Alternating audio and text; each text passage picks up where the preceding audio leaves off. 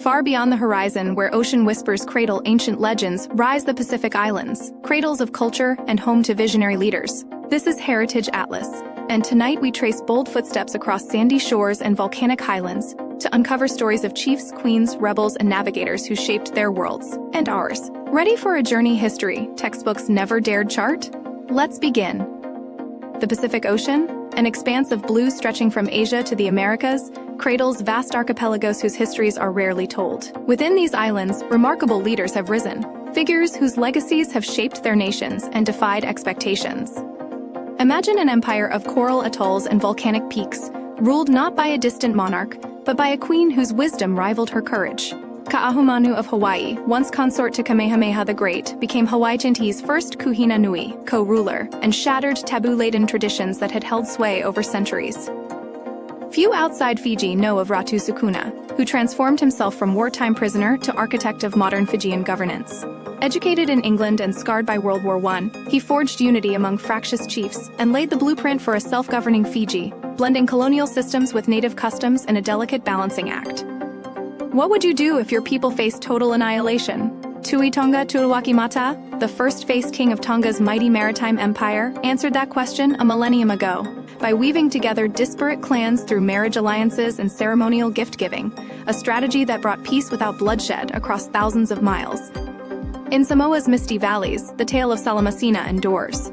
Born of rival royal lines, she was raised in secrecy to protect her life but later crowned as the first-ever Tafaifa, the holder of all 4 paramount titles. Her gentle diplomacy and shrewd marriages brought about an era of unprecedented unity, remembered even today in Samoan chants and tattoos. Picture Papua New Guinea in the early 20th century, a land fragmented into hundreds of tribes speaking 1,000 languages. Out of this cacophony emerged Sir Michael Somayer, son of a policeman and a missionary's daughter. Against the odds, he shepherded his country to independence without warfare, his charisma forging a nation where others saw only chaos. Not all leaders ruled from thrones or parliaments. In Aotearoa, New Zealand, Te Puea Harangi rebuilt the Waikato Tainui people from devastation after colonial invasion.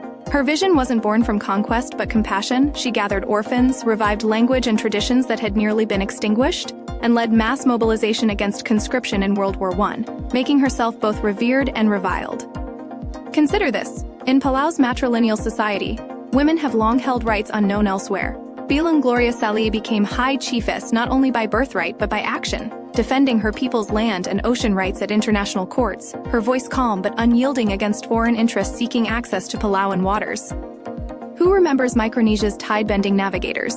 The legendary Rule of Sadawal mastered wayfinding so precisely that he could chart a course using stars, wave patterns, and birds alone, then taught these secrets to new generations under threat from colonial bans on traditional seafaring. Lesser known still is Albert Henry, the first premier of the Cook Islands, who returned from New Zealand with dreams for his homeland. With poetic oratory but also controversial tactics, he pioneered self-rule and social security systems before being toppled by scandal. His ambition both elevated and divided his islanders. A revelation lurks behind every coconut grove. Kiritimati Island was once governed by Natantero. With quiet conviction, he refused foreign nuclear testing that would poison his atoll's waters. His grassroots campaigns echoed around the world, inspiring anti-nuclear movements far beyond Micronesia's lonely beaches.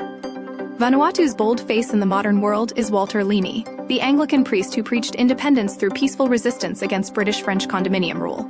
His vision brought sovereignty, yet few know how he famously blended Christian liturgy with indigenous custom ceremonies during independence celebrations, a rare fusion seen nowhere else.